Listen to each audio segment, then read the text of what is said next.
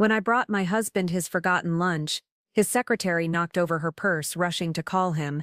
His wedding ring tumbled out across the floor. I pretended not to see it, smiled, and left quietly. At their office Christmas party 2 weeks later, I walked in late with my divorce lawyer as my plus one. What happened next made every partner in that law firm wish they'd never hired either of them. My name is Harmony Solis, and for 8 years. Before we jump back in, tell us where you're tuning in from, and if this story touches you, make sure you're subscribed, because tomorrow I've saved something extra special for you.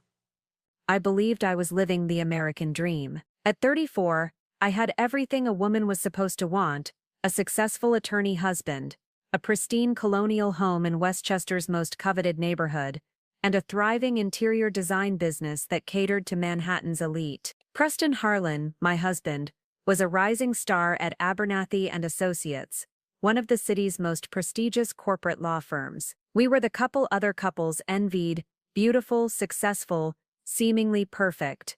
Every morning began the same way. I'd wake at 5:30 a.m. to prepare Preston's coffee exactly how he liked it: dark roast, 1 sugar, splash of cream. While he showered, I'd pack his lunch in the insulated bag I'd bought him for our 3rd anniversary: turkey and Swiss on sourdough, an apple, and his favorite chocolate chip cookies from the bakery on 5th Avenue. It was a ritual that grounded us, a small act of love in our increasingly busy lives. Preston would emerge from our marble bathroom, looking like he'd stepped from a magazine: tailored Tom Ford suit, perfectly styled dark hair, the confident smile that had first attracted me at Columbia Law School's alumni mixer 9 years ago. He'd kiss my cheek, grab his briefcase and lunch, and head off to conquer another day of corporate mergers and acquisitions. "You spoil me, Harmony," he'd say, the same phrase every morning, accompanied by that charming grin that made my stomach flutter even after all these years. Our Westchester home was my masterpiece,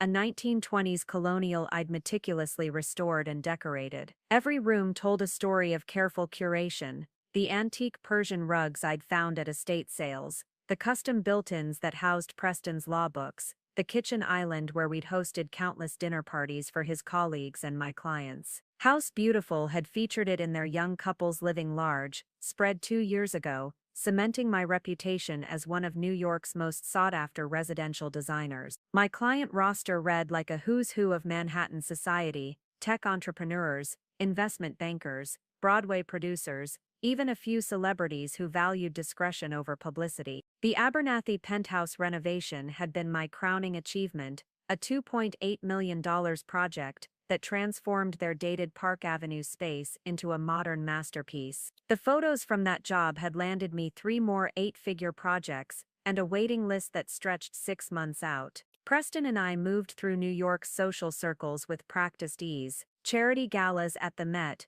weekend retreats in the Hamptons, wine tastings in Soho. We were always invited, always photographed, always perfectly dressed and appropriately charming. I'd learned to navigate these waters during my childhood in Greenwich, where my mother, Evelyn Solis, had trained me in the delicate art of maintaining appearances, while my father built his real estate empire. "Presentation is everything, darling," she'd told me countless times. "People judge you in the first 30 seconds. Make sure those seconds count." The lessons had served me well. I could discuss market trends with Preston's partners, recommend the perfect wine for any occasion, and plan events that left lasting impressions. My Instagram account, at Harmony Solace Design, had 127,000 followers, who hung on my every carefully curated post. The life I displayed there wasn't fictional, it was real, beautiful, and exactly what I'd always dreamed of having. Preston's career trajectory seemed unstoppable.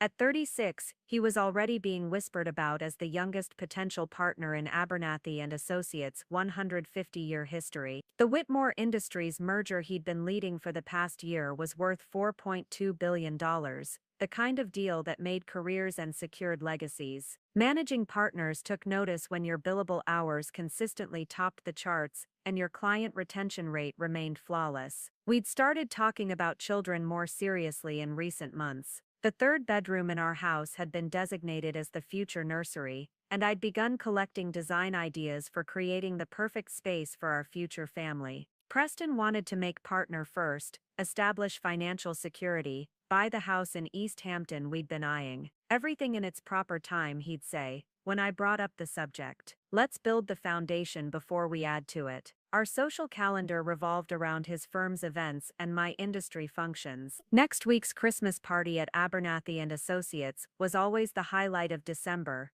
a lavish affair at the Rainbow Room, where the city's legal elite gathered to celebrate another successful year. I'd already selected my dress, a midnight blue Vera Wang that highlighted my auburn hair and brought out my green eyes. Preston had requested I wear the diamond necklace he'd given me for our 5th anniversary, the one that caught the light perfectly in photographs. My business was thriving beyond my wildest expectations. The Meridian Tower project, 40 luxury condos requiring complete design packages, would gross my firm nearly $3 million over the next 18 months. I'd hired 2 additional designers and a project manager just to handle the overflow. Success felt intoxicating, validation for all the years of 16-hour days, and perfectionist attention to detail that had built my reputation. Everything in our life felt intentional, curated, perfect. Our dinner parties featured carefully selected guest lists that mixed Preston's legal contacts with my design world connections. Our vacation photos from Tuscany and Santorini garnered hundreds of likes and comments from friends who lived vicariously through our adventure. Even our arguments were conducted with the politeness of 2 people who understood the importance of maintaining dignity under pressure. Looking back, I realize how much energy we both invested in the performance of our perfect marriage. Every public appearance was choreographed, every social media post calculated for maximum impact. We were brand ambassadors for our own relationship, selling an image of success and happiness that we'd convinced ourselves was real. But perfection, I was about to learn, is often just another word for well-constructed illusion. And illusions, no matter how beautiful, can shatter with the sound of a wedding ring hitting a marble floor. December 14th started like any other Tuesday. I had 3 client consultations scheduled, a conference call with the Meridian Tower developers, and lunch with my assistant Mariana to discuss the spring project calendar.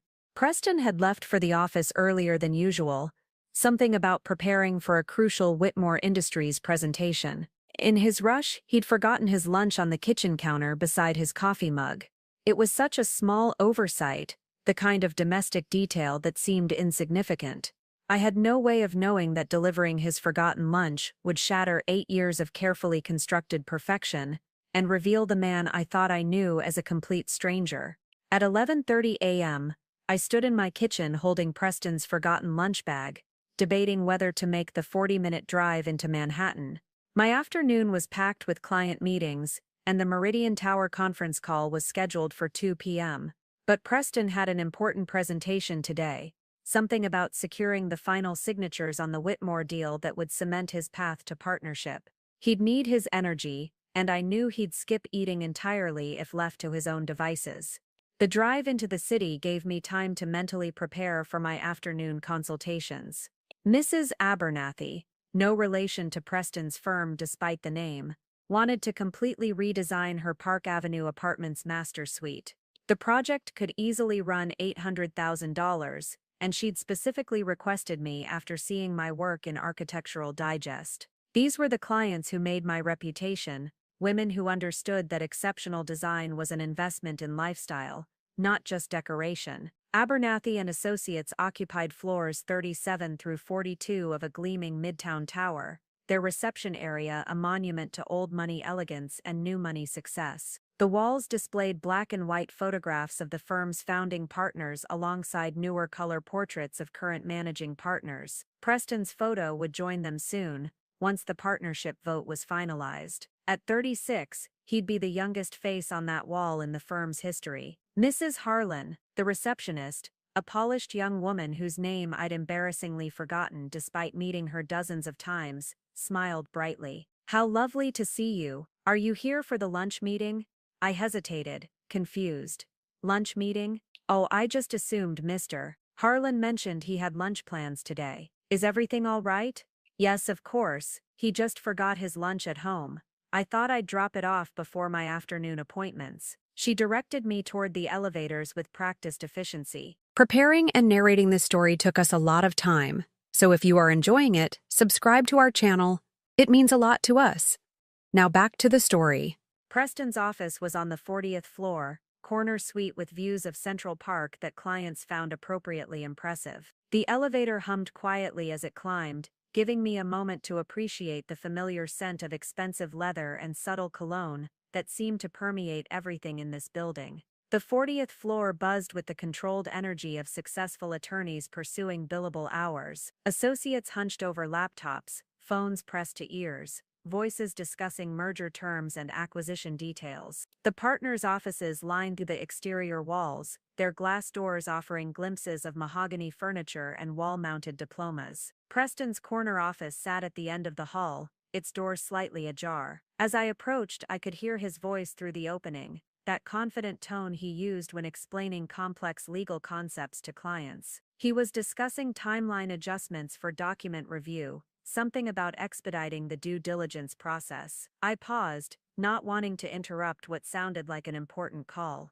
That's when I noticed her, Kathy Abernathy. Preston had mentioned her several times over the past year, always in the context of her exceptional organizational skills and attention to detail. She'd started as his secretary 18 months ago, fresh from NYU with a business degree and ambitions of attending law school herself. Preston had been impressed by her initiative, how quickly she'd learned the intricacies of corporate law procedures. She sat at her desk outside his office, blonde hair pulled back in a sleek chignon, wearing a charcoal gray dress that was both professional and subtly flattering. Her workspace was immaculately organized, files arranged by priority, calendar color-coded by client, fresh flowers in a small crystal vase that caught the afternoon light. Everything about her screamed competence and sophistication. I approached her desk with a smile. "Hi, Kathy. I'm Harmony, Preston's wife. We've spoken on the phone several times." Her face lit up with recognition, though something flickered in her blue eyes. Was it surprise? Discomfort?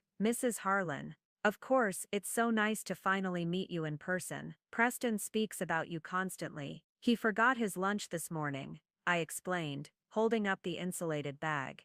"I was in the city for client meetings and thought I'd drop it off. I know how he gets when his blood sugar drops." She laughed, a musical sound that seemed genuine. "He does get rather grumpy when he's hungry. Let me tell him you're here." As she reached for her phone to call Preston's extension, her elbow caught the corner of her leather handbag, which sat precariously close to the edge of her desk. The bag tumbled to the floor with a soft thud, its contents scattering across the marble tiles. "Oh no," she exclaimed, immediately dropping to her knees to gather the spilled items. "How clumsy of me." I instinctively knelt to help, reaching for a tube of lipstick that had rolled under her chair. That's when I saw it, a flash of gold among the scattered contents. A ring. Not just any ring, but a thick gold band that caught the overhead lights with familiar brilliance. My heart stopped. Preston's wedding ring. The one I'd watched him slide onto his finger 8 years ago at St. Patrick's Cathedral. The one engraved with our wedding date and the words "Forever Yours" in elegant script.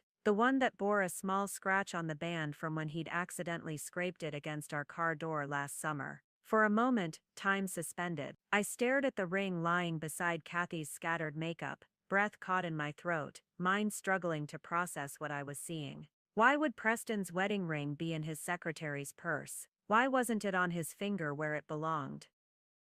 My hands moved automatically, helping gather her things while my brain spun through possibilities. Maybe he'd taken it off to wash his hands and asked her to hold it. Maybe it had slipped off. He'd lost weight recently from stress about the partnership decision. Maybe there was a perfectly innocent explanation that would make sense once I asked him about it. But even as I constructed these rational explanations, something cold and sick was spreading through my chest.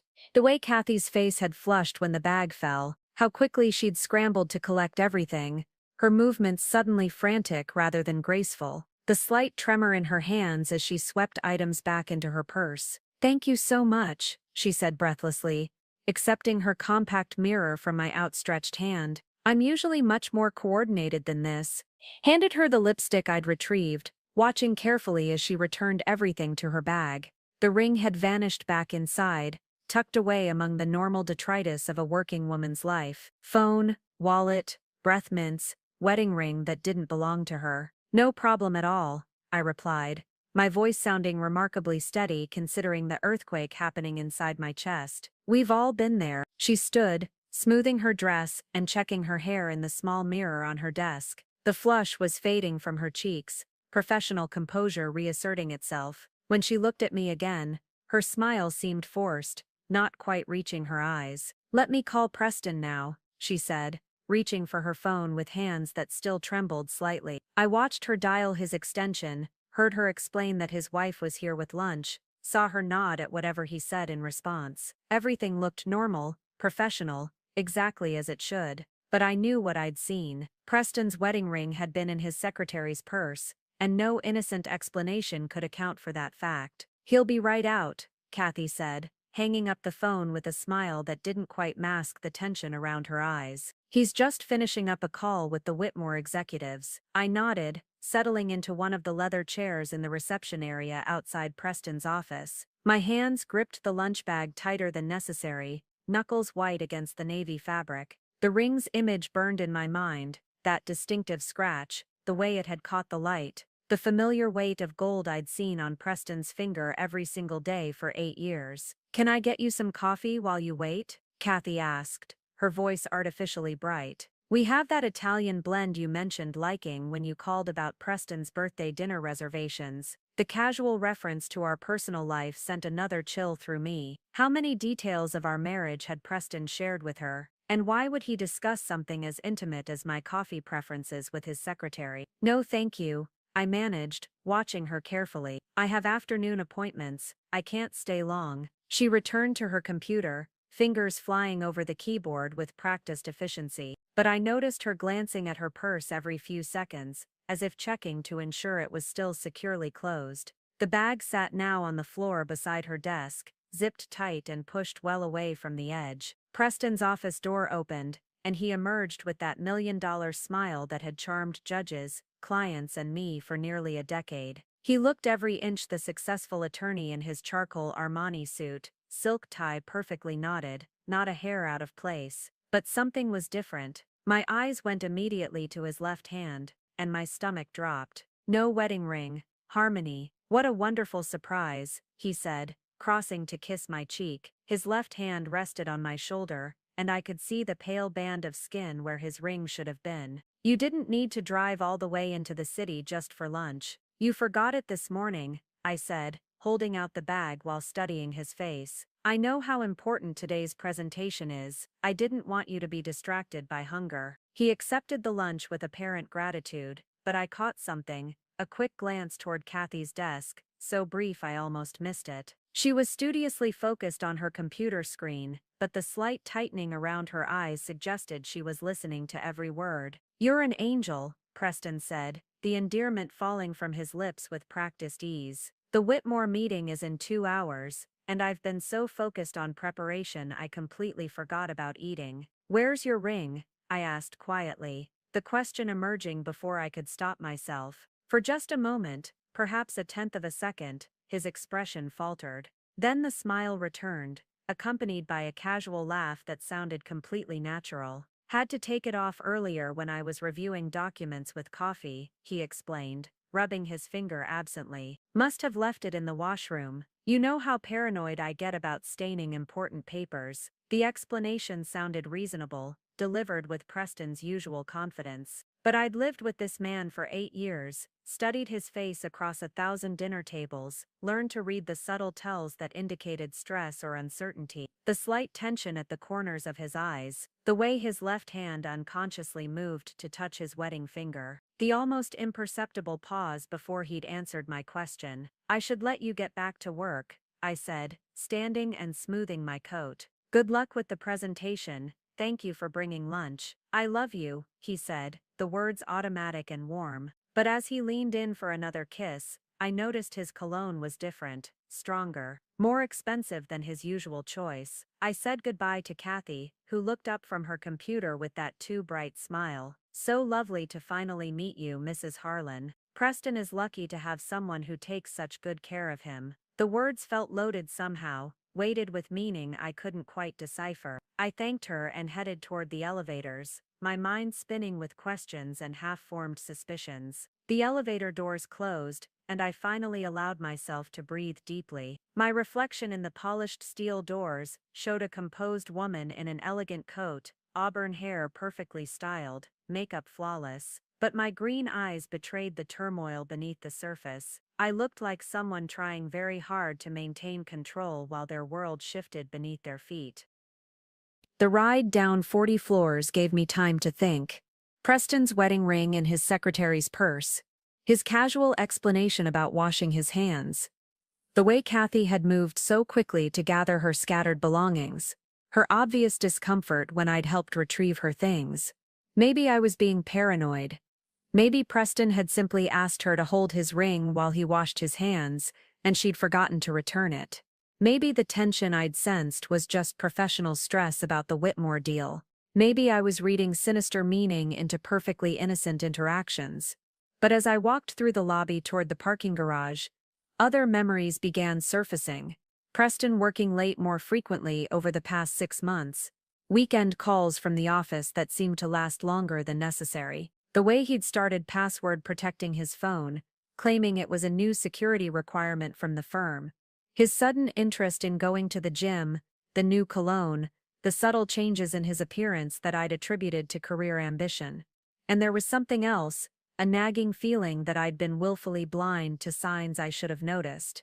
The way he'd started mentioning Kathy's name more frequently in casual conversation.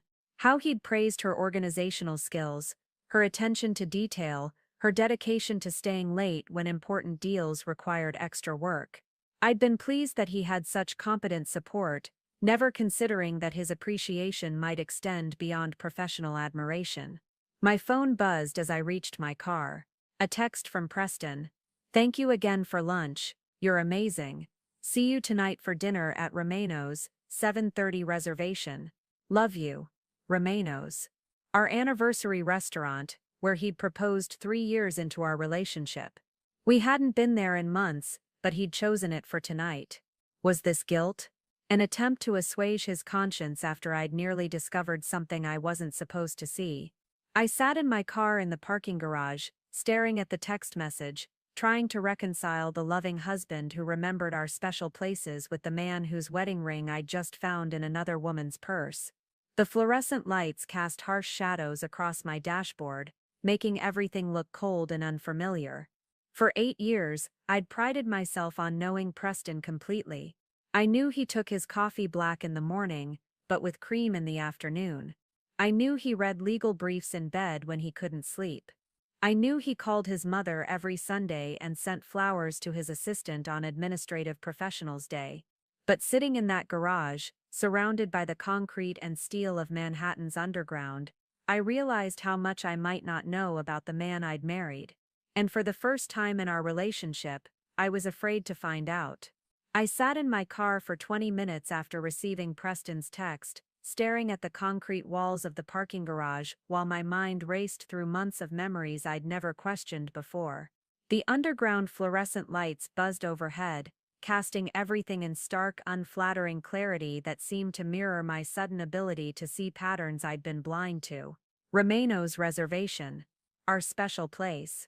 Preston had proposed there on a snowy February evening, 3 years into our relationship, the entire restaurant decorated with white roses he'd secretly arranged with the owner. The same restaurant where we'd celebrated every major milestone, his first major case victory, my first Architectural Digest feature, both our birthdays for the past 5 years. But we hadn't been there since our anniversary 6 months ago. Preston had claimed he was too busy with the Whitmore deal for romantic dinners, that we should wait until after he made partner to celebrate properly. So why Romano's tonight? Why the sudden gesture after months of canceled dinner plans and hurried takeout meals eaten while he worked on his laptop? My phone buzzed with a text from Mariana, my assistant. The 2 p.m. Meridian call has been moved to 2:30, Mrs. Chen's appointment confirmed for 4 p.m. Hope the lunch delivery went smoothly. Lunch delivery. Such an innocent phrase for what had just shattered my understanding of my marriage. I typed back a quick confirmation, my fingers trembling slightly as I tried to maintain the appearance of normalcy while my world tilted on its axis.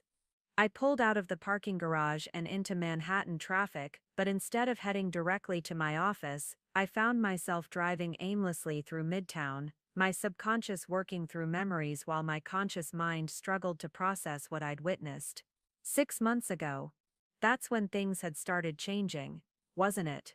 Preston had begun working later, claiming the Whitmore acquisition required unprecedented attention to detail.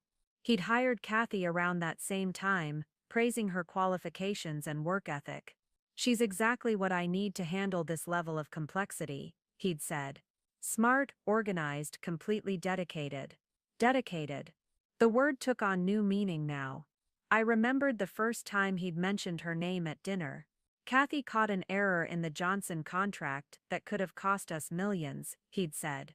Clearly impressed, "She has an eye for detail that rivals most associates." I'd been pleased that he had such competent support, never considering that his admiration might be anything more than professional. Then there were the weekend calls. Preston had always been available to clients, but the frequency had increased dramatically over the past few months. Saturday morning calls that stretched into the afternoon. Sunday evening conferences that lasted until bedtime. "Kathy's coordinating with the London office," he'd explain, "or she's managing the document review schedule." Always Kathy. Always requiring his immediate attention. I thought about his new gym membership, started 4 months ago. "I need to be in better shape for partnership," he'd said. "First impressions matter in client meetings." The weight loss had been gradual but noticeable. His suits fit better, his confidence seemed higher, and I'd been proud of his dedication to self-improvement. The cologne change had happened around the same time. A shift from the woody traditional scent I'd bought him for Christmas to something more modern, more seductive. "Tom Ford," he'd said, when I complimented it. Kathy mentioned it was professional but not stuffy. Even his fragrance choices were being influenced by his secretary's opinions. And then there were the small changes I'd attributed to career stress. The way he'd started password protecting his phone, claiming new security protocols from the firm. How he'd begun closing his laptop when I entered his home office, explaining that client confidentiality required extra caution. The increase in business trips that seemed to coincide with Kathy's schedule. She'd mentioned needing to coordinate travel arrangements during our brief phone conversations. My phone rang, interrupting my spiraling thoughts. My mother's name appeared on the screen, and I almost let it go to voicemail before deciding I needed the distraction of normal conversation. "Darling," Evelyn Solis's cultured voice filled the car through the Bluetooth system. "I just wanted to confirm that you and Preston are still joining us for the Waldorf Charity Gala next weekend. The seating chart is being finalized today." "Yes, Mother. We'll be there," I said automatically, though the idea of maintaining social pretenses suddenly felt exhausting. "Wonderful. Your father is particularly excited about introducing Preston to the Whitmore board members who'll be attending. This acquisition of his could open so many doors, the Whitmore deal. Everything seemed to circle back to that massive transaction that was supposed to secure Preston's partnership and our financial future. But what if it was securing something else entirely? What if the long hours and weekend work sessions weren't just about legal documents and due diligence? "Harmony? Are you there? Sorry, Mother. Traffic is terrible today."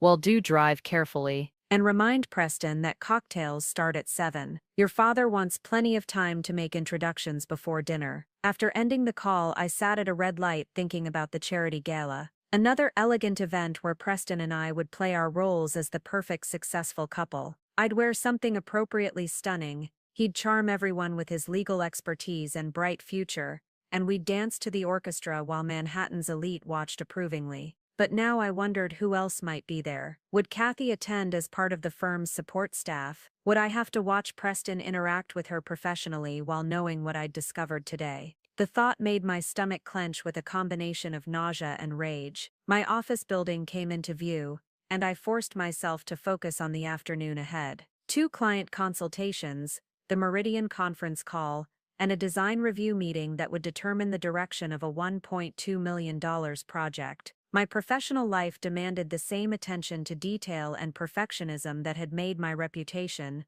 regardless of what was happening in my personal life. But as I pulled into my reserved parking space, I made a decision that surprised me with its clarity. I wasn't going to confront Preston tonight at Romano's. I wasn't going to demand explanations or accusations based on one shocking moment in his secretary's office. Instead, I was going to investigate. Carefully, methodically, with the same precision I applied to my design projects. If Preston was having an affair with Kathy, and the evidence was pointing in that direction, I needed to know the full scope of his deception before I acted. How long had it been going on? How serious was their relationship? What other lies had he told me? And most importantly, what did I want to do with whatever information I uncovered? I gathered my purse and portfolio, checking my appearance in the rearview mirror. The woman looking back at me appeared completely composed, auburn hair sleek, makeup perfect, green eyes clear and determined. She looked like someone in complete control of her life and circumstances.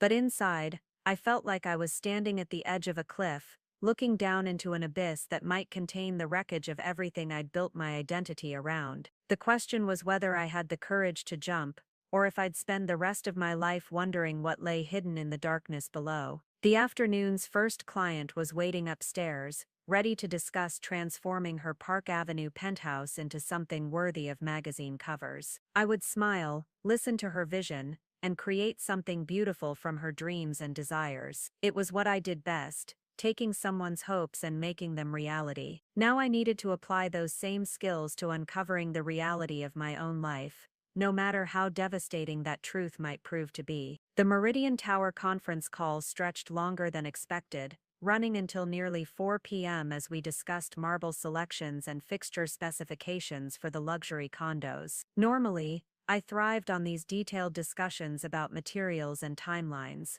but today I found myself going through the motions while my mind churned with plans that had nothing to do with interior design. Mrs. Chen arrived precisely at 4 o'clock for her consultation, a punctual woman in her 60s, who'd made her fortune in tech investments, and now wanted to transform her Upper East Side brownstone into what she called understated elegance with Asian influences. I walked her through portfolio images and fabric samples, discussing color palettes and spatial flow, all while part of my brain worked on a completely different kind of project. I want something that feels both timeless and contemporary, Mrs. Chen explained, running her fingers over a silk fabric sample, something that honors tradition while embracing the future. Her words resonated more deeply than she could have known. I was facing the same challenge in my personal life, how to honor the 8 years Preston and I had built together while facing the possibility that our future was built on lies. After Mrs. Chen left with preliminary sketches and a promise to review my full proposal by Monday, I locked my office door and opened my laptop. If I was going to investigate my husband's relationship with his secretary, I needed to approach it with the same methodical planning I applied to million-dollar renovations. I started by accessing our shared financial accounts, joint checking, savings, credit cards. Preston had insisted on complete financial transparency when we married, claiming it demonstrated trust and partnership. No secrets between us, he'd said, as we combined our accounts. The irony wasn't lost on me now as I used that transparency to search for evidence of his deception. The credit card statements revealed patterns I'd never noticed before. Regular charges at restaurants I'd never heard of, always during lunch hours. Hotel charges in the city when Preston claimed to be working late at the office. A jewelry purchase from Tiffany 2 months ago for $2,800 that definitely hadn't been for me. Our anniversary was in October, my birthday in March, and neither occasion had included Tiffany gifts. My hands trembled as I clicked through the statements, finding charge after charge that told a story of deception. Dinners at intimate restaurants in neighborhoods we never visited together, weekend hotel stays when he'd claimed to be working on document reviews, even a charge for flowers, $150 at an upscale florist, on a Tuesday, when I'd received nothing. I screenshot everything, creating a digital file labeled financial review that could pass for legitimate business documentation if anyone happened to see it. Each image was damning evidence of a double life I'd never suspected. Next, I accessed our phone records through our family plan account. Preston's calls and texts were listed in detail, and one number appeared with shocking frequency. I cross-referenced it with the Abernathy and Associates directory online, Kathy's cell phone. Over the past 3 months, they'd exchanged hundreds of text messages and phone calls, often late at night and on weekends. Some calls lasted hours. On nights when Preston had claimed to be working late at the office, his phone record showed extended conversations with Kathy from our home number. He'd been talking to her while sitting in his study, sometimes while I was in the next room reading or watching television. The revelation hit me like a physical blow. It wasn't just an affair, it was a complete parallel relationship conducted under my nose in my own home. I forwarded all the phone records to my secure email account, then began planning my next moves. The office Christmas party was in 10 days, December 22nd at the Rainbow Room. Preston had mentioned it repeatedly over the past month, emphasizing how important it was for his partnership prospects. All the managing partners would be there, along with major clients and their spouses. It was exactly the kind of high-visibility event where reputations were made and destroyed. An idea began forming, audacious and terrifying in its scope. If Preston was conducting his affair publicly enough to attend restaurants and hotels around the city, if he was bold enough to carry on extended phone conversations from our home, then perhaps it was time for his deception to become as public as his ambition. But I needed help, professional help from someone who understood both the legal and strategic implications of what I was considering. I reached for my phone and dialed a number I'd hoped never to use. Mariana Abernathy, not related to Preston's law firm despite sharing the name, was Manhattan's most notorious divorce attorney. Known for her scorched-earth tactics and ability to secure massive settlements for her clients, she'd earned the nickname the Destroyer in legal circles. Abernathy Law, a crisp voice answered. "This is Harmony Solace," I said, my voice steadier than I felt. "I need to schedule a consultation with Miss Abernathy. It's regarding a potential divorce case. I can offer you an appointment next week. May I ask how you heard about our services?" I thought of Mrs. Henderson, a client whose divorce settlement had been splashed across the society pages 2 years ago. Mariana had secured her a $40 million settlement and custody of their children after exposing her husband's affairs with 3 different women. "Mrs. Henderson recommended her," I said. "Ah yes, let me check Miss Abernathy's schedule. Would tomorrow at 2 p.m. work for you?" Tomorrow, less than 24 hours to prepare for a conversation that would set in motion the end of my marriage. But Preston had made his choices over the past 6 months, conducting his affair with increasing boldness while I remained obliviously supportive of his career and our life together. "Tomorrow at 2 p.m. is perfect," I confirmed. As I hung up and began organizing the evidence I'd gathered, I realized that Preston's greatest mistake hadn't been having an affair. It had been underestimating the woman he'd married. He'd seen my perfectionism and attention to detail as charming domestic qualities, never considering that those same skills could be turned toward uncovering his deceptions. The office Christmas party was 10 days away. That gave me time to prepare, to plan, and to ensure that when the truth finally came out, it would be on my terms and in the most devastating way possible. After all, Preston had always said presentation was everything in the legal world. He was about to discover just how effective a perfectly executed presentation could be. The Rainbow Room sparkled with all the grandeur that had made it Manhattan's premier event space for nearly a century. Crystal chandeliers cast warm light over the assembled legal elite, while floor-to-ceiling windows offered breathtaking views of the city 49 floors below. The Abernathy and Associates Christmas party was in full swing, partners and associates mingling with clients and spouses in an elegant dance of business relationships, disguised as holiday celebration. I arrived fashionably late at 8:30 p.m., deliberately missing the cocktail hour, where early arrivals would have had time to process my unexpected guest. The midnight blue Vera Wang dress I'd selected months ago fit perfectly, the diamond necklace Preston had given me, for our anniversary catching the chandelier light as intended. But tonight, everything that had once symbolized our perfect life together served a different purpose entirely. Mrs. Harlan, the hostess, greeted me warmly. "How lovely to see you. Your table is number 12, near the windows." "Thank you," I replied, scanning the room until I spotted Preston near the bar, resplendent in his Tom Ford tuxedo, champagne flute in hand, as he discussed something with senior partner Oscar Solis. Kathy stood nearby in a stunning emerald green gown that complemented her blonde hair perfectly, playing the role of dutiful secretary, while staying close enough to be included in the conversation.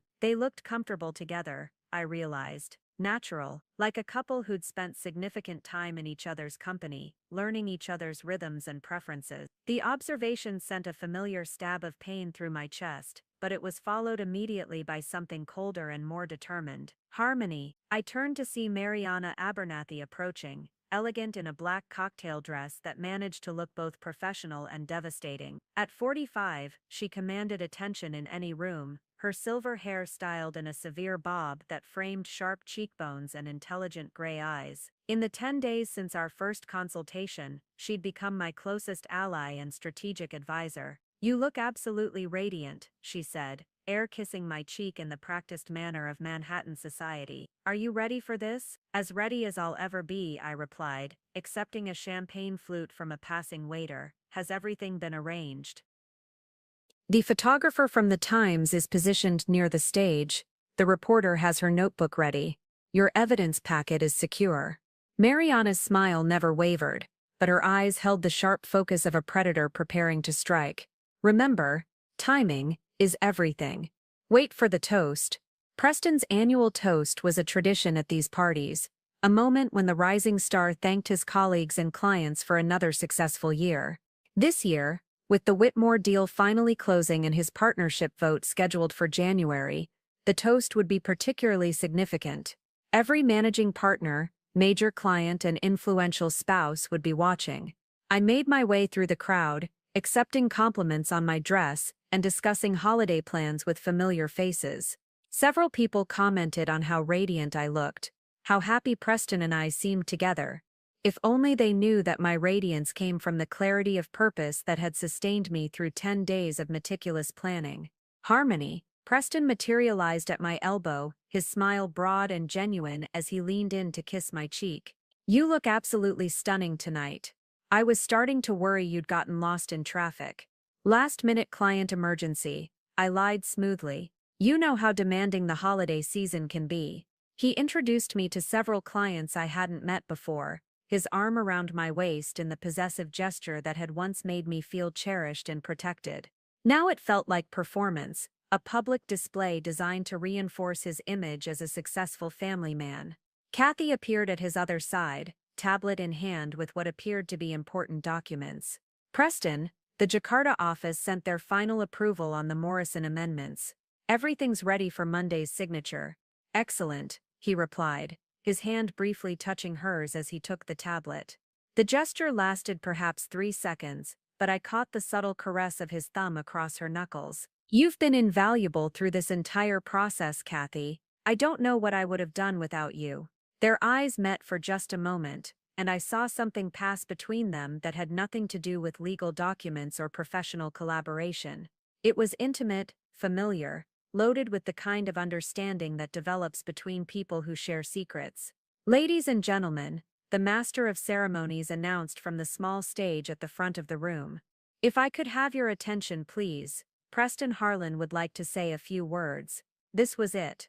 The moment I'd been planning for 10 days, the culmination of evidence gathering and strategic preparation. My heart hammered against my ribs, but my hands remained steady as Preston handed me his champagne flute and made his way toward the stage. He moved with the confidence of a man who believed himself untouchable, whose charm and intelligence had carried him through every challenge life had presented. The crowd quieted respectfully as he took the microphone, 200 of Manhattan's legal elite turning their attention to the young partner-elect who represented the future of corporate law.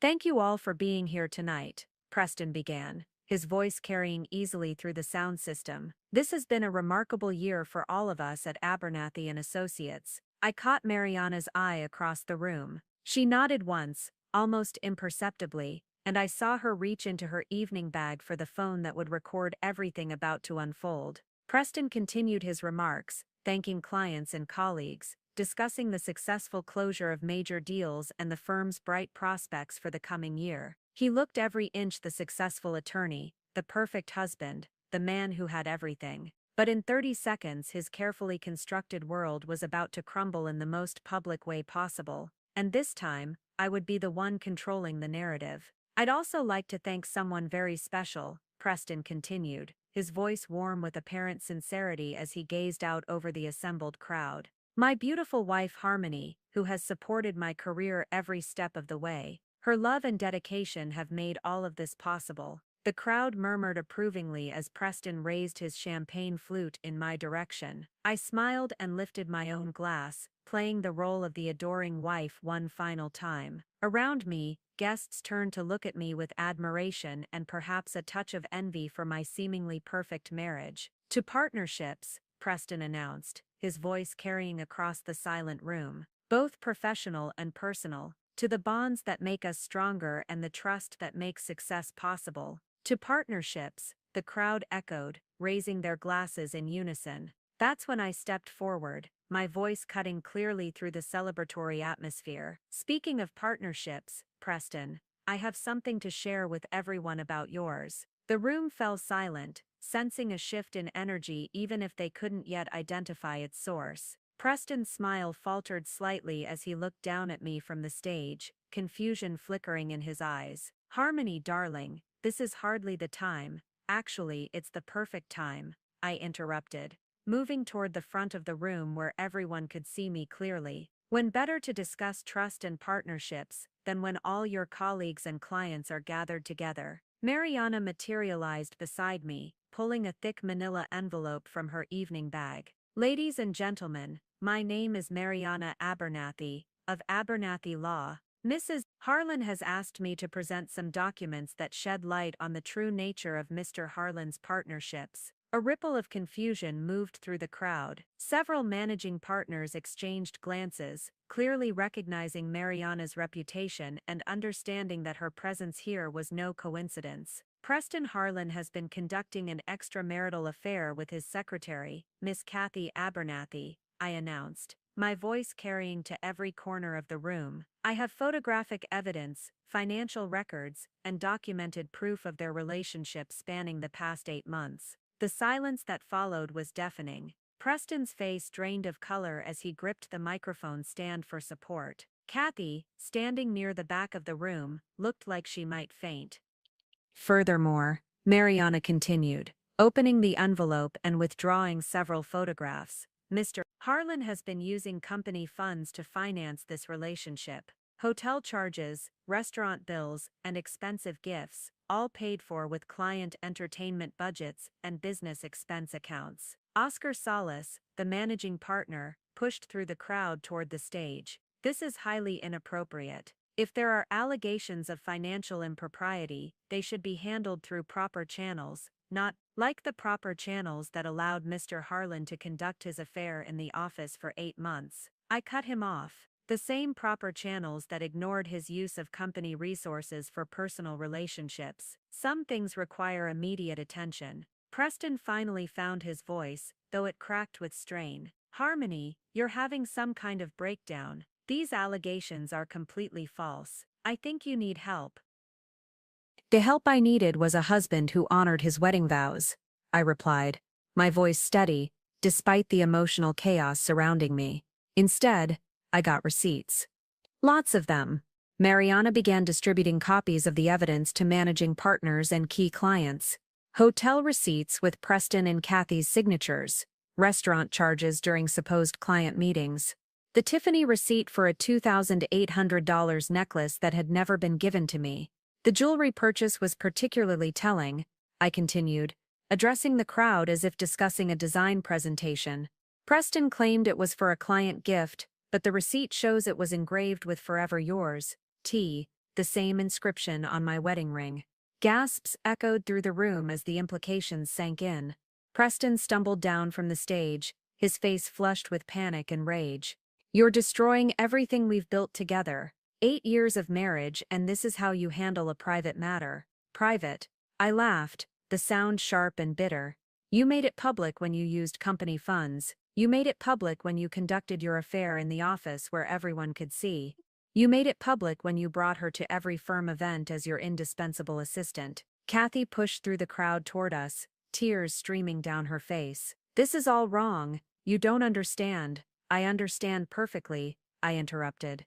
You thought you could replace me quietly, gradually. Get Preston his partnership, then have him divorce the wife who was no longer useful to his career advancement. The room erupted in whispered conversations as guests processed the bombshell revelation. Phones appeared as people began documenting the scandal unfolding before them. I could see society reporters frantically taking notes, knowing this would be front-page news in tomorrow's papers. Security, Oscar Solis called out, but Mariana stepped forward with another document. Before you escort anyone out, Mr. Solis, you should know that Mrs. Harlan has also discovered evidence of Mr. Harlan's manipulation of client billing records. The Securities and Exchange Commission will be very interested in how the Whitmore deal was handled. That stopped everyone cold.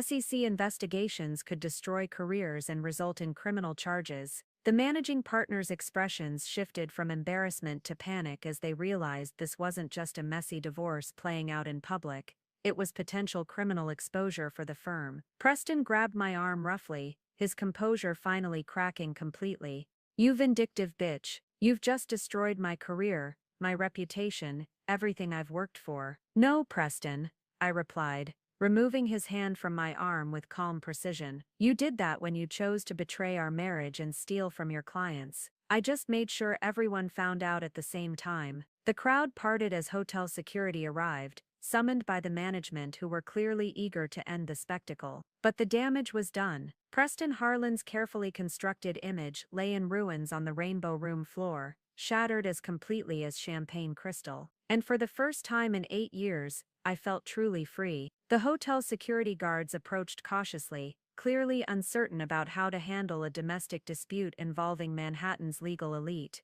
The Rainbow Room's management hovered nearby, desperate to contain the chaos threatening their venue's pristine reputation. Ma'am, sir, we're going to need you to take this discussion elsewhere, the head of security said diplomatically, his eyes darting between Preston's furious face and the crowd of influential witnesses. Of course, I replied smoothly, gathering my evening bag. I was just leaving anyway. My attorney and I have said what we came to say. As Mariana and I moved toward the exit, several people approached us with surprising reactions. I'd expected universal condemnation for disrupting such an important social event, but the responses were more complex than anticipated. Mrs. Harlan, a woman's voice called softly. I turned to see Evelyn Chen, wife of prominent investment banker Alex Chen, approaching with determined steps. Could I speak with you privately for a moment? I glanced at Mariana, who nodded. We have a few minutes. Evelyn led us to a quiet corner near the windows, away from the crowd still buzzing with shock and speculation. She was an elegant woman in her 50s, someone I'd seen at numerous society events but never really spoken with beyond polite pleasantries. What you just did took incredible courage, she said quietly, and I wanted you to know you're not alone in this experience. My eyebrows rose in surprise. I'm sorry. 3 years ago, I discovered my husband was having an affair with his assistant. The age-old cliché, she said with bitter humor. But when I confronted him privately, he convinced me it was a momentary lapse in judgment. I stayed quiet, kept the family together, maintained appearances. Evelyn's hands trembled slightly as she continued. 6 months later, I found out there had been others, many others. My silence had only emboldened him to continue. I wish I'd had your strength to expose it publicly from the beginning. Are you still married? Mariana asked professionally. Divorced now, but it took 2 more years and cost me millions in settlement negotiations. He used my initial silence against me, claimed I'd condoned his behavior by not immediately demanding separation. Evelyn's expression hardened. What you did tonight will strengthen your position enormously. Another voice interrupted our conversation. Mrs. Harlan. We turned to see a young woman approaching hesitantly. She looked to be in her mid-20s, professionally dressed, but clearly shaken by the evening's events. I'm sorry to interrupt, she said nervously. My name is Porter Abernathy. I work at Davidson and Associates downtown. I know this is terrible timing, but I wanted you to know that what happened to you, it's not isolated. Mariana's interest sharpened immediately. What do you mean? Porter glanced around nervously, before continuing. Preston Harlan has a reputation in the legal community. There have been whispers about inappropriate relationships with support staff for years, but no one ever came forward publicly because Because he's charming, successful, and well-connected, I finished. And the women involved were young employees who couldn't afford to make enemies. Exactly. Porter pulled out her business card. If you decide to pursue this further, criminally or professionally, there are others who might be willing to support your case. Women who left positions abruptly, who signed non-disclosure agreements, who were pressured into silence. I accepted her card, understanding dawning. You're saying Preston has done this before. I'm saying powerful men rarely limit their predatory behavior to one victim, Porter replied carefully. And sometimes it takes one person being brave enough to speak publicly before others find the courage to share their experiences. As we spoke, I noticed several managing partners from Abernathy and Associates huddled in intense conversation near the bar. Their body language was tense, their expressions grim. The revelation about potential SEC violations had clearly shifted this from a personal scandal to a professional crisis. They're calculating damage control, Mariana observed, following my gaze, wondering how much the firm knew, how much they can claim ignorance about, how to distance themselves from Preston before the authorities get involved. A distinguished older man approached our group, Judge Harrison Solis, someone I recognized from various charity events. His presence surprised me. Judges typically avoided involving themselves in public scandals. Mrs. Harlan, he said quietly, I wanted to express my support for your courage tonight. I've presided over too many cases where women suffered in silence while men abused their power with impunity. Thank you, Your Honor. I also wanted you to know that if criminal charges are filed related to the financial improprieties you've uncovered, the court system will take them very seriously. Men who steal from clients while conducting affairs show a pattern of believing themselves above the law. His words carried unmistakable weight.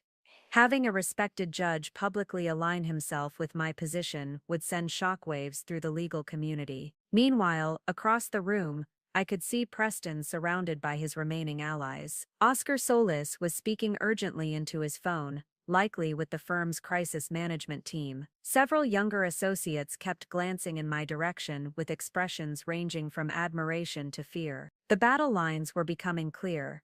On one side, Preston and the institutional power structure that had protected and promoted him. On the other, a growing coalition of women who'd experienced similar treatment, legal professionals who valued integrity over connections, and influential voices willing to support accountability over reputation management. This is just the beginning, Mariana murmured as we prepared to leave. Once the story breaks tomorrow, there will be a feeding frenzy. Media attention, professional investigations, other victims coming forward. I nodded, accepting the reality that my life was about to become a very public battleground. But for the first time in months, I felt like I had an army behind me, instead of facing the fight alone. As we walked toward the elevators, my phone buzzed with text messages from friends who'd heard about the confrontation. Some offered support, others expressed shock, a few suggested I should have handled things privately, but the message that mattered most came from an unknown number.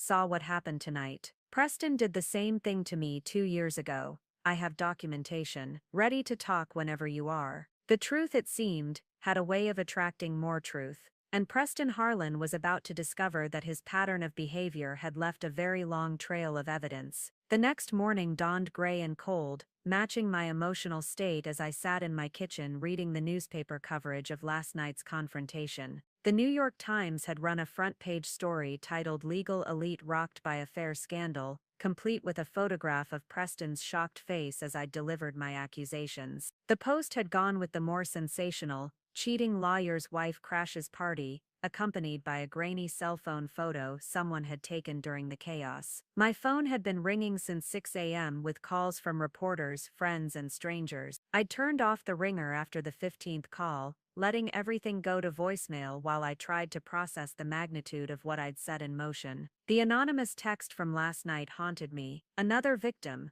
another woman Preston had manipulated and discarded. How many others were there? How long had this pattern of behavior been going on? At 9 a.m. sharp, my doorbell rang. Through the security camera, I saw a young woman with short dark hair, nervously clutching a manila folder. She looked familiar, though I couldn't immediately place her. Mrs. Harlan, My name is Alex Salas. I sent you the text message last night. I buzzed her in, studying her face as she climbed the stairs to my front door. She was perhaps 28, professionally dressed in a conservative gray suit that suggested legal work. Her dark eyes held a mixture of determination and fear that I recognized from my own mirror. "Thank you for coming," I said, leading her to the living room. "Would you like coffee, please?" Her hands shook slightly as she set down her folder. "I didn't sleep at all last night. When I saw what you did at the party, I knew I couldn't stay silent anymore." As I prepared coffee, Alex began her story. "I worked as a paralegal at Abernathy and Associates 2 years ago. Preston was assigned as my supervising attorney on the Morrison acquisition, a $600 million deal that required extensive document review." She accepted the coffee gratefully, wrapping her hands around the mug as if seeking warmth. "At first, everything was professional. Preston was charming, brilliant, everything you'd expect from a rising star. He praised my work, said I had potential for law school, offered to mentor me. The familiar pattern made my stomach clench. When did things change? Gradually. Late-night work sessions where he'd order dinner and wine. Weekend meetings at hotels, supposedly to review confidential documents away from the office. He made it seem like I was special, chosen for important responsibilities." Alex opened her folder, revealing emails, hotel receipts, and photographs. "He was careful at first, nothing that could be traced back to firm accounts. But as the relationship progressed, he became bolder." She handed me a printed email chain. "These are messages discussing my promotion to senior paralegal, a position that required certain personal commitments to ensure project success. When I started to pull back, questioning the appropriateness of our relationship, he became threatening. The emails were damning. Preston's professional tone gradually shifting to manipulation, then to subtle threats about career consequences if Alex didn't maintain their arrangement. The final message, sent just before Alex left the firm, was particularly chilling. "Discretion is essential in our industry. I trust you understand the importance of protecting client confidentiality and firm reputation." "He made me sign an NDA when I left," Alex continued. "A standard non-disclosure agreement that supposedly protected client information, but it was worded broadly enough to cover our personal relationship. I got a generous severance package and excellent references, provided I never discussed my client work with anyone." "What made you decide to come forward now?" I asked. "Your courage last night, watching you stand up publicly to someone who seemed untouchable." Alex's voice strengthened with resolve. "And because I found out I wasn't the only one." She pulled out another document. A list of names with dates and brief notes. "I did some research after leaving Abernathy and Associates. Other women who'd worked with Preston, who'd left abruptly with generous settlements and glowing references. I reached out to a few of them." My heart sank as I scanned the list.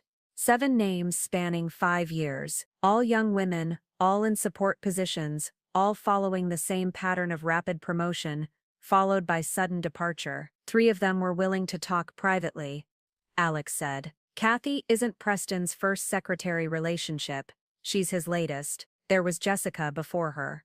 And Monica before that. Each one lasted about a year before he moved on to someone new." The scope of Preston's deception was breathtaking. This wasn't just an affair, it was a systematic pattern of exploiting young women under his professional authority. "There's more," Alex said quietly. "The financial irregularities you mentioned last night aren't limited to personal expenses. Preston has been manipulating client billing records for years, inflating hours and charging personal expenses to client accounts. I have documentation of at least $200,000 in fraudulent billing over 2 years."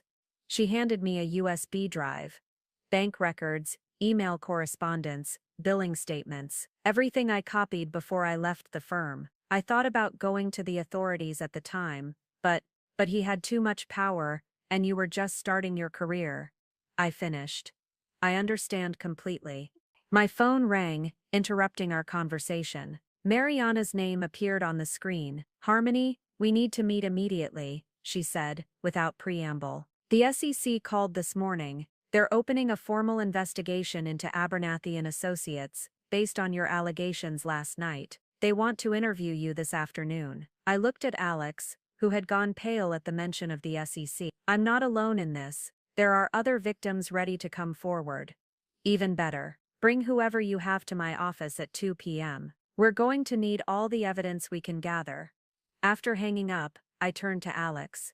"Are you prepared for this to become very public? Once the SEC gets involved, there's no going back." Alex squared her shoulders, some of the fear leaving her eyes. "Preston destroyed my trust in the legal system I wanted to join. He made me question my own judgment and professional worth. If coming forward can prevent him from doing this to other women, then yes, I'm ready." As we gathered the evidence and prepared to meet with Mariana, I realized that what had started as personal betrayal and revenge was evolving into something much larger. Preston's pattern of abuse represented systemic problems in how powerful men exploited their positions, how institutions protected predators, and how victims were silenced through legal and financial pressure. But this time would be different. This time the silence was broken, the evidence was documented, and the victims were ready to speak truth to power, no matter the consequences. Mariana's law office occupied the entire 42nd floor of a gleaming tower in Midtown,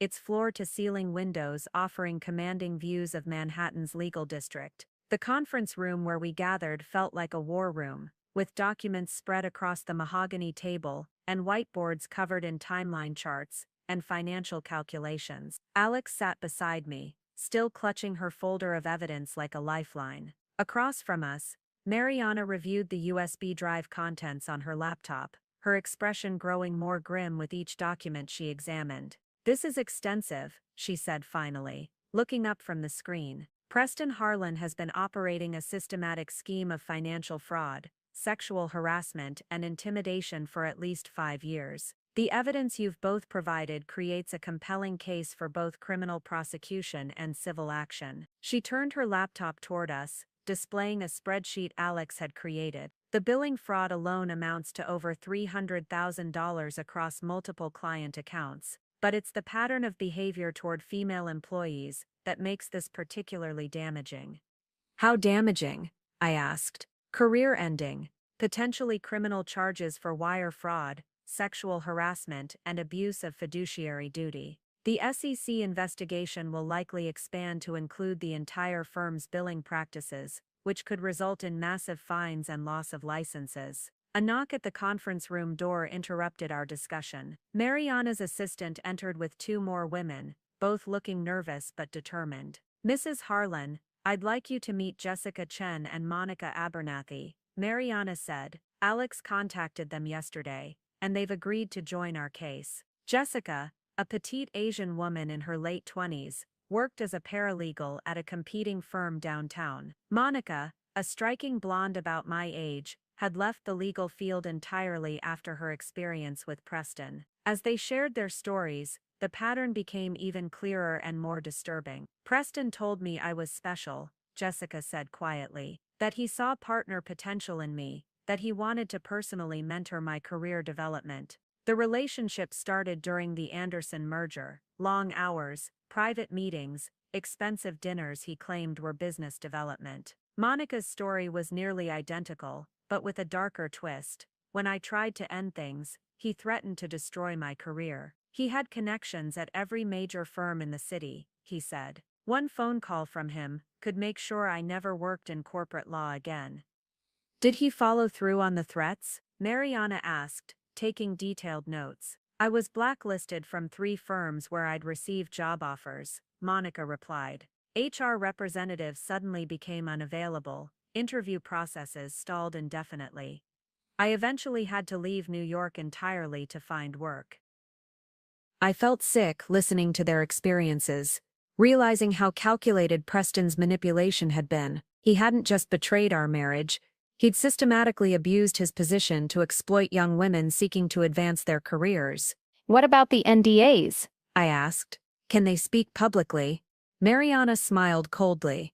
"Non-disclosure agreements signed under duress or to cover up illegal activity are unenforceable. Preston's lawyers were clever, but not clever enough. These women can testify without legal consequences."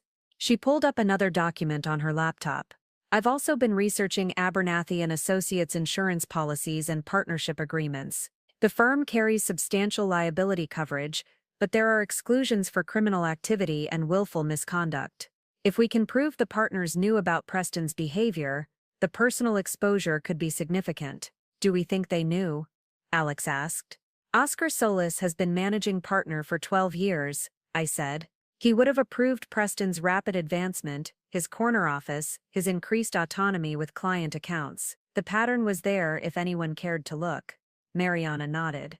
That's our strategy. We pursue both Preston individually and the firm institutionally. Criminal referrals to the SEC and local prosecutors for the financial crimes, civil suits for the harassment and discrimination, and media pressure to ensure accountability. She distributed thick folders to each of us. These contain legal documentation, timeline charts, and contact information for journalists covering corporate malfeasance. The Times reporter who covered last night's story is particularly interested in the broader implications. What about retaliation? Monica asked nervously. Preston still has friends in powerful positions. That's why we're moving quickly and publicly, Mariana explained. The more attention this receives, the harder it becomes for anyone to pressure or intimidate witnesses. We're also filing protective orders to prevent contact between Preston and any of you.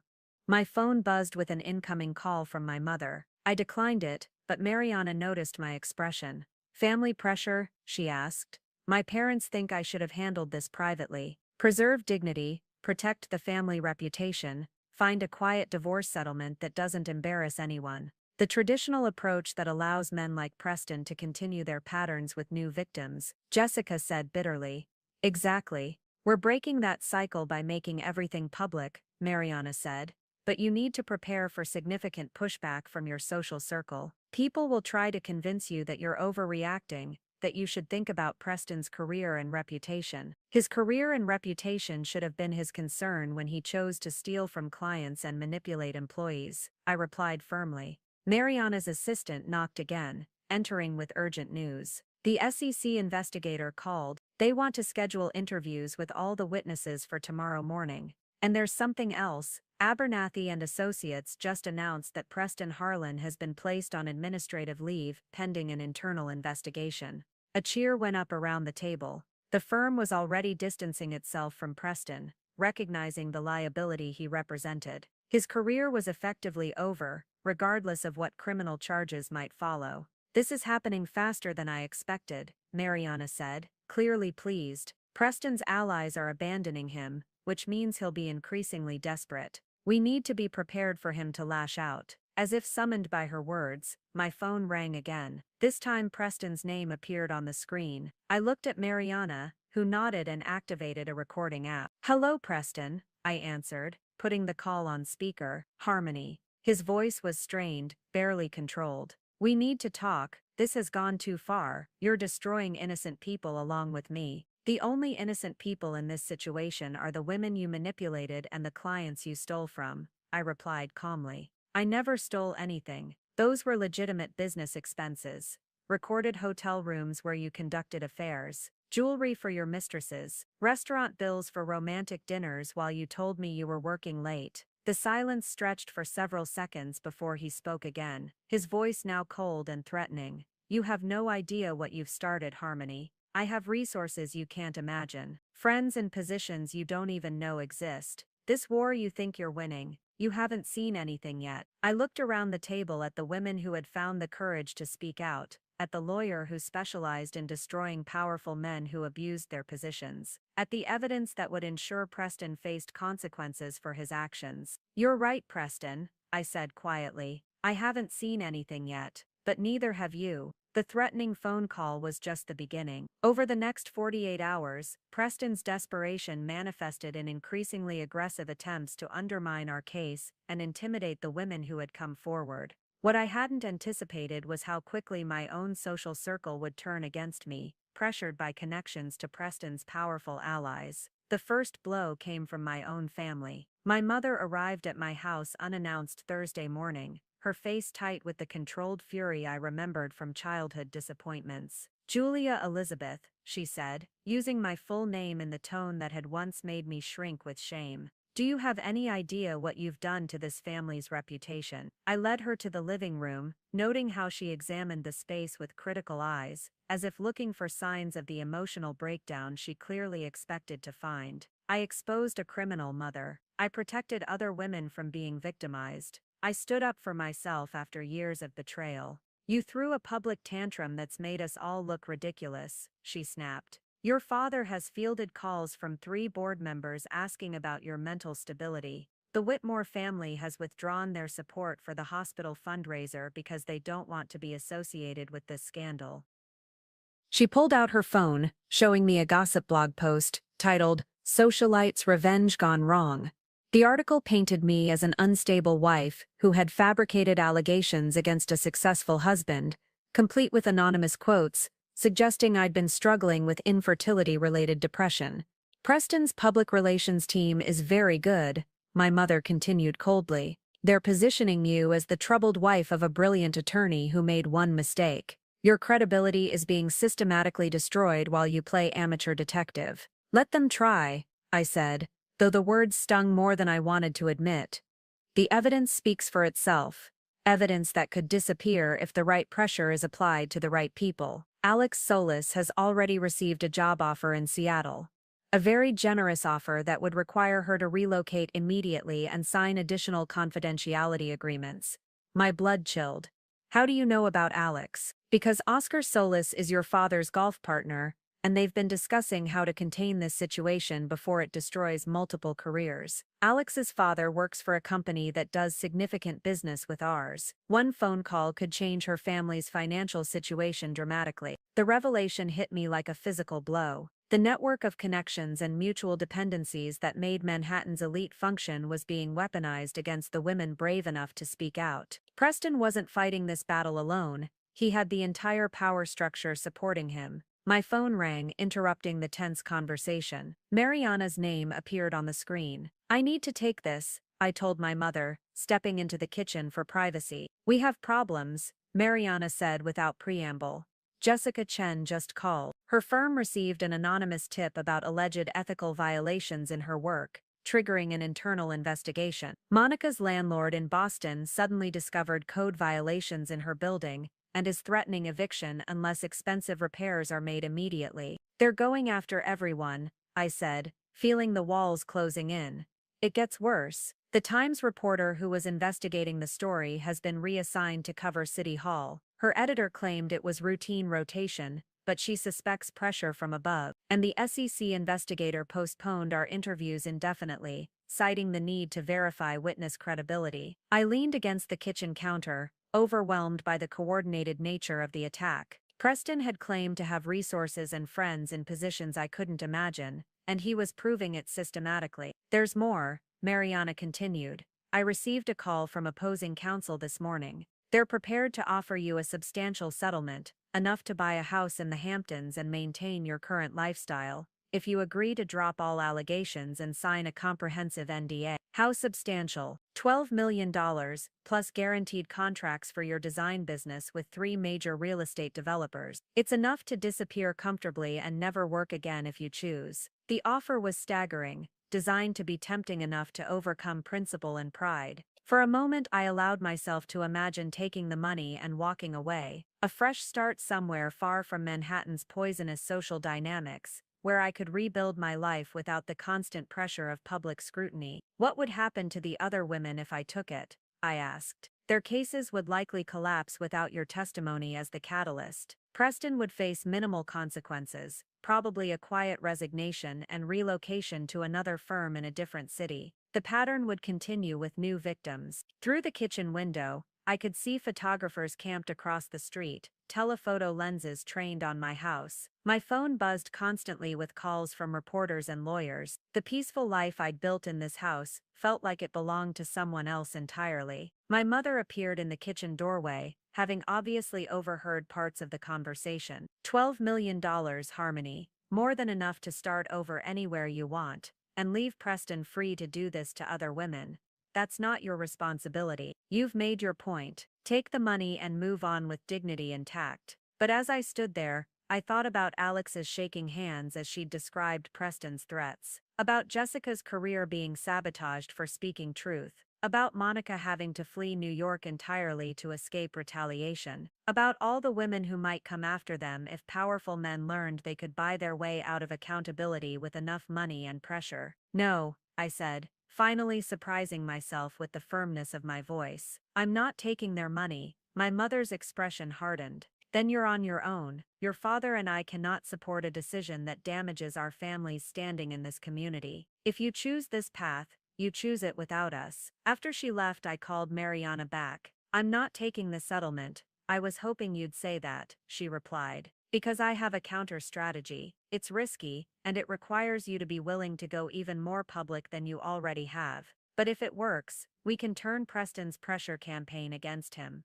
"What do you have in mind?" "A press conference. All the victims together, presenting a united front with full documentation. We make this so public that any attempt at retaliation becomes evidence of obstruction of justice." It was terrifying and liberating at the same time. No more hiding, no more careful legal maneuvering. Just truth, spoken publicly by women who refuse to be silenced by money or threats. "When?" I asked. "Tomorrow morning. Before they can apply more pressure or make the other women disappear." As I hung up and prepared for what felt like the final battle, I realized that Preston had made a crucial miscalculation. He'd assumed that enough pressure would make me fold, that my privileged background meant I valued reputation over principle. He was about to learn how wrong he was. The Javits Center press conference room was packed beyond capacity, with overflow crowds watching on closed-circuit television in adjacent spaces. Camera crews from every major network jostled for position, while reporters lined the walls with notepads and recording devices. The energy was electric,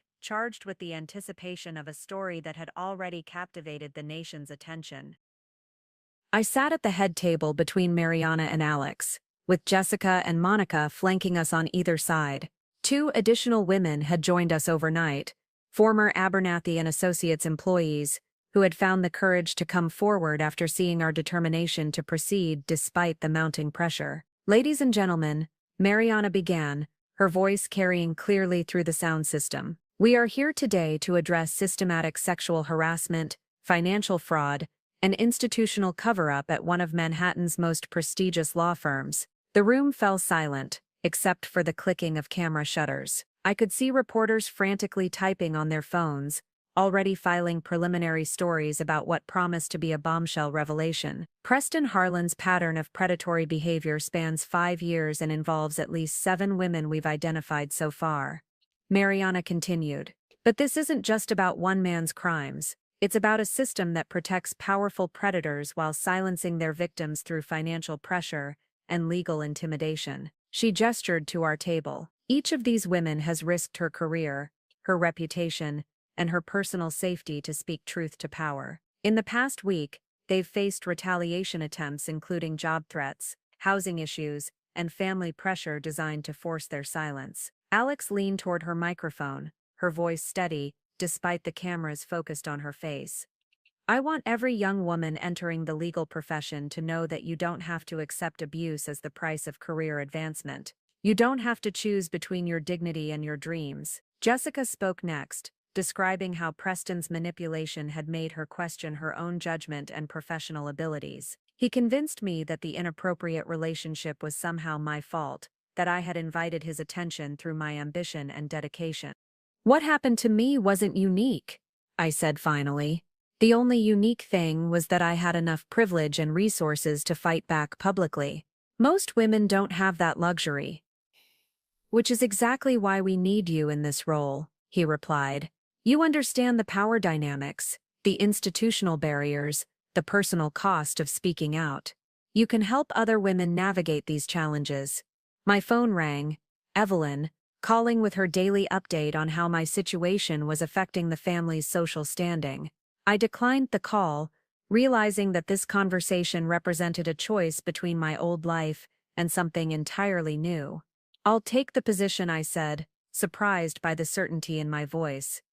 "But I have conditions." "Name them." "Jessica Chen gets first consideration for any paralegal positions.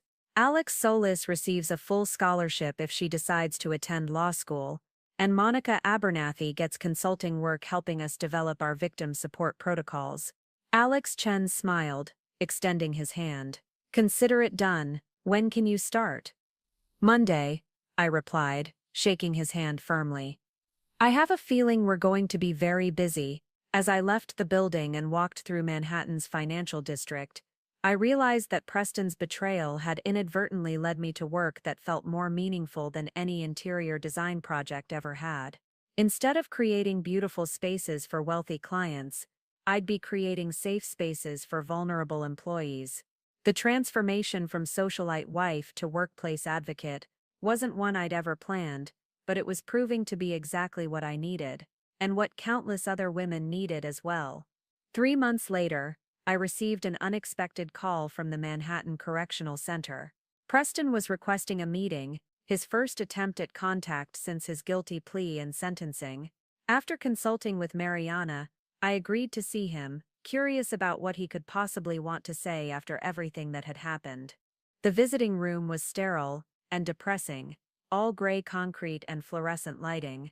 Preston appeared diminished in his orange jumpsuit, his once perfect appearance replaced by the pallor and weight loss of incarceration.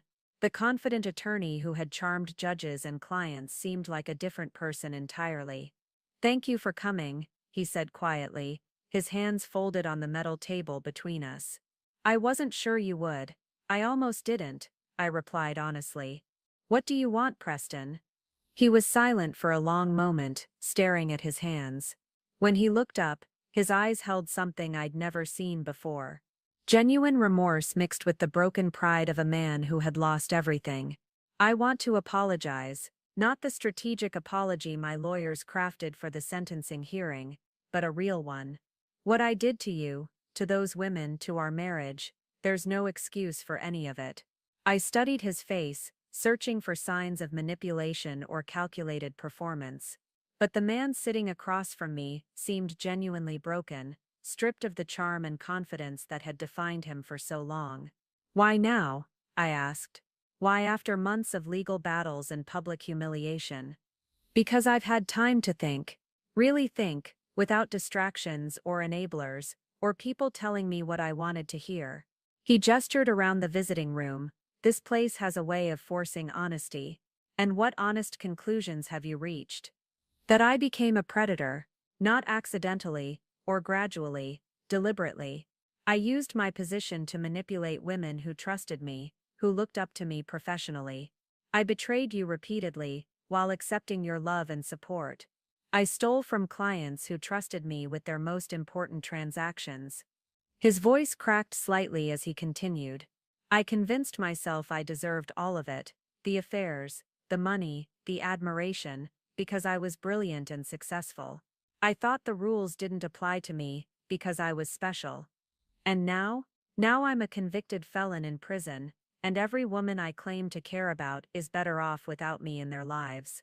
Kathy included. She's in therapy, working to understand how I manipulated her into participating in something that destroyed both our careers." I felt an unexpected pang of sympathy for Kathy, remembering how young and vulnerable she'd seemed that day in Preston's office. She'd been a victim too, even if I hadn't been able to see it at the time. "What do you want from me, Preston?" I asked again. "Nothing," he said, and for the first time in our conversation, he met my eyes directly. "I don't want forgiveness, or reconciliation or understanding. I just wanted you to know that I finally understand what I did. To you, to them, to myself." He paused, then continued more quietly. "I also wanted you to know that what you did, exposing everything publicly, fighting back instead of suffering in silence. It was brave, braver than anything I ever did in my entire career. It was necessary," I corrected. "Not brave, necessary. For other women, yes, but also for you. The harmony I married would have handled this privately, quietly, the way your mother wanted. She would have preserved appearances, and suffered in silence. The woman sitting across from me now is stronger than I ever gave you credit for." I realized he was right. The woman who had discovered his ring in Kathy's purse would have confronted him privately, demanded explanations, maybe threatened divorce. She wouldn't have had the courage or clarity to expose his crimes publicly and fight the entire power structure that protected him. I'm different now, I acknowledged. Everything that happened forced me to become someone new. Someone better, he said quietly. I've read about your work at Chen and Associates. You're helping women I hurt, and others like them. You turned my betrayal into something positive. As our time ended and guards prepared to escort him back to his cell, Preston spoke one final time. I hope someday you can look back on this and see it as the beginning of your real life, not just the end of our fake one. Walking out of the correctional center into the bright afternoon sunlight, I realized he was right. The perfect life I'd thought I was living had been an elaborate performance, maintained through willful blindness and social conditioning. The life I was building now, messy, public, challenging but authentic, was entirely my own. 1 year after finding Preston's wedding ring in Kathy's purse, I hosted a dinner party in my new apartment overlooking Central Park. The space was smaller than the Westchester house I'd sold, but it felt infinitely more authentic, decorated with pieces I'd chosen for personal meaning rather than social impression, filled with people who knew my story and supported my journey. Alex Solis sat at my dining table, now a first-year law student at Columbia with a full scholarship funded by the Victim Advocacy Foundation we'd established.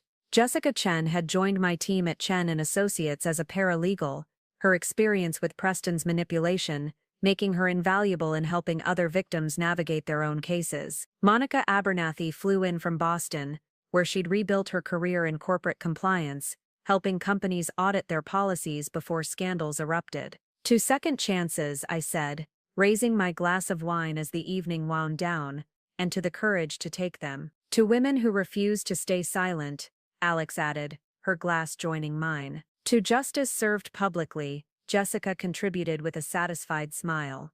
To friendship forged in battle, Monica concluded, and we clinked glasses with the easy camaraderie of people who had survived something together. As my guests prepared to leave, Mariana lingered in my kitchen, helping load the dishwasher with the casual intimacy of someone who had become both colleague and close friend. Have you seen the Times article about the Workplace Justice Act? She asked, referencing the federal legislation that had grown out of our case and the movement it sparked. Evelyn sent me the link this morning, I replied, noting how natural it felt to reference my mother by her first name rather than the formal mother of my previous life. Our relationship had evolved into something more honest after she'd realized that my disgrace had actually elevated the family's profile in progressive circles. 43 major corporations have implemented new harassment reporting protocols based on your framework, Mariana continued. The Chen and Associates model is becoming the industry standard. I smiled, remembering how terrified I'd been that first day in Alex Chen's office,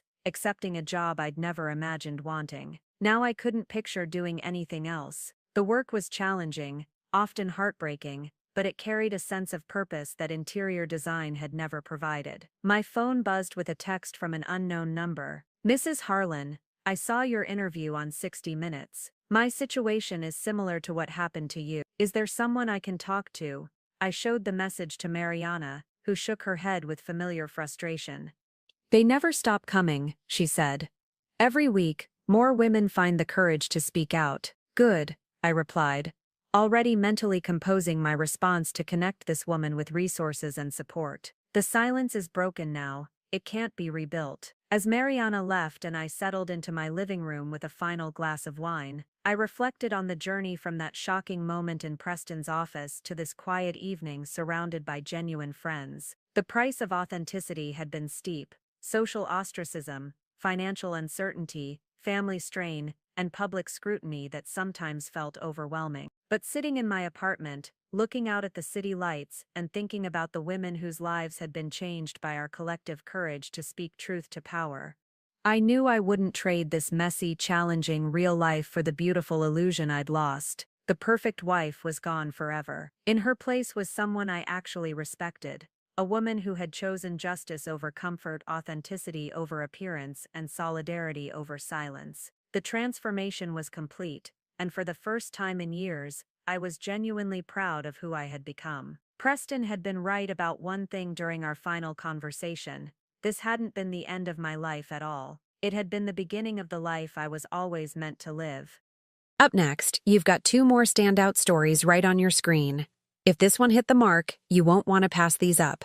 Just click and check them out. And don't forget to subscribe and turn on the notification bell so you don't miss any upload from us.